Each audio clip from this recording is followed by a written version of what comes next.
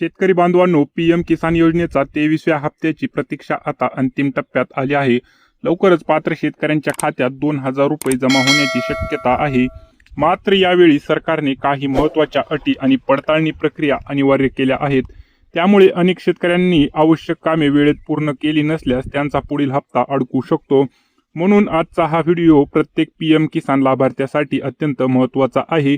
कारण आज आपण जाणून घेणार आहोत पीएम किसानचा 23वा हप्ता नेमका कधी येणार, कोणत्या शेतकऱ्यांचे पैसे अडकू शकतात, फेस ऑथेंटिकेशन KYC का महत्त्वाचे आहे, फार्मर ID अनिवार्य का ठरत आहे आणि घरबसल्या मोबाईलवर स्वतःचे स्टेटस कसे तपासायचे.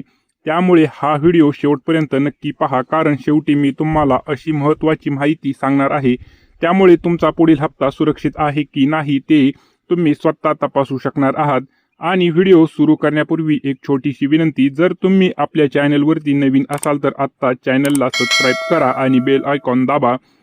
आणि शेतकरी बांधवांनो, आधार फेस ऑथेंटिकेशन KYC नेमकी कशी करायची, मोबाईलवरून ती प्रक्रिया कशी करायची याविषयी सविस्तर माहिती आपण पुढील व्हिडिओमध्ये पाहणार आहोत. त्यामुळे अशा महत्त्वाच्या अपडेट्स चुकवायच्या नसतील तर आत्ताच आपल्या चॅनलला सबस्क्राईब करा आणि बेल आयकॉन दाबायला विसरू नका. चला तर मग सुरुवात करूया.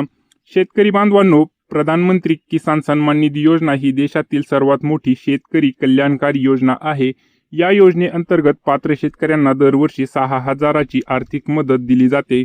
ही रक्कम 2,000च्या 3 टप्प्यांमध्ये थेट बँक खात्यात जमा केली जाते. आतापर्यंत 22 हप्ते यशस्वीरित्या वितरित करण्यात आले आहेत आणि आता सर्वांची नजर 23व्या हप्त्याकडे लागलेली आहे. 23वा हप्ता नेमका कधी येणार? 13 मार्च 2026 रोजी 22वा हप्ता शेतकऱ्यांच्या खात्यात जमा करण्यात आला होता.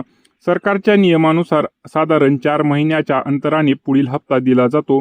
म्हणून विविध मीडिया रिपोर्ट्सनुसार जून 2026च्या शेवटच्या आठवड्यात किंवा जुलै 2026च्या पहिल्या पंधरवड्यात 23वा हप्ता जमा होण्याची शक्यता व्यक्त केली जात आहे. अधिकृत तारीख जाहीर होता सर्वप्रथम अपडेट्स आम्हाला देणार आहोत. सर्वात मोठी अपडेट्स फेस ऑथेंटिकेशन KYC अनिवार्य. शेतकरी बांधवांनो, यावेळी सरकारने लाभार्थ्यांची पडताळणी अधिक कडक केली आहे. फक्त साधी KYC पुरेशी राहणार नाही. आता अनेक लाभार्थ्यांसाठी आधार फेस ऑथेंटिकेशन KYC पूर्ण करणे आवश्यक ठरत आहे. म्हणजे मोबाईल किंवा CSC सेंटरमध्ये जाऊन तुमच्या चेहऱ्याद्वारे आधार पडताळणी केली जाणार आहे. ज्या शेतकरी बांधवांनी अजून फेस ऑथेंटिकेशन KYC पूर्ण केली नाही त्यांनी लवकरात लवकर हे काम पूर्ण करून घ्यावे, अन्यथा पुढील हप्ता अडकू शकतो. फार्मर ID बद्दल ही मोठी बातमी समोर येत आहे. मित्रांनो, आता फार्मर ID देखील अत्यंत महत्त्वाचा ठरत आहे. केंद्र आणि राज्य सरकारच्या डिजिटल डेटाबेस तयार करत आहे. त्यासाठी प्रत्येक शेतकऱ्याचा फार्मर ID तयार करणे आवश्यक ठरत आहे.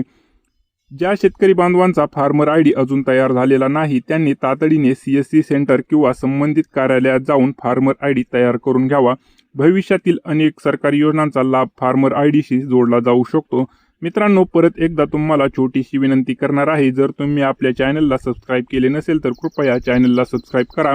तुम्ही आतापर्यंत व्हिडिओ पाहत असाल तर तुम्हाला पीएम किसान योजनेचा 22वा हप्ता आणि नमो शेतकरी योजनेचा 8वा हप्ता मिळाला होता का, हेही आम्हाला कमेंट करून नक्की सांगा.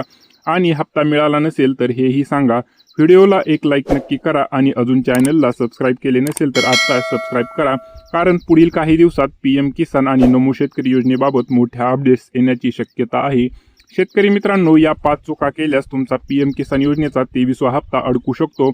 KYC अपूर्ण, फेस ऑथेंटिकेशन KYC पूर्ण नसणे, आधार बँक सीडिंग किंवा NPCI मॅपिंग नसणे, आधार सीडिंग किंवा लँड व्हेरिफिकेशन अपूर्ण असणे, फार्मर ID तयार नसणे. शेतकरी बांधवांनो, तुमच्या कुटुंबातील पती पत्नी दोघेही या योजनेचा लाभ घेत असतील तर सावधान.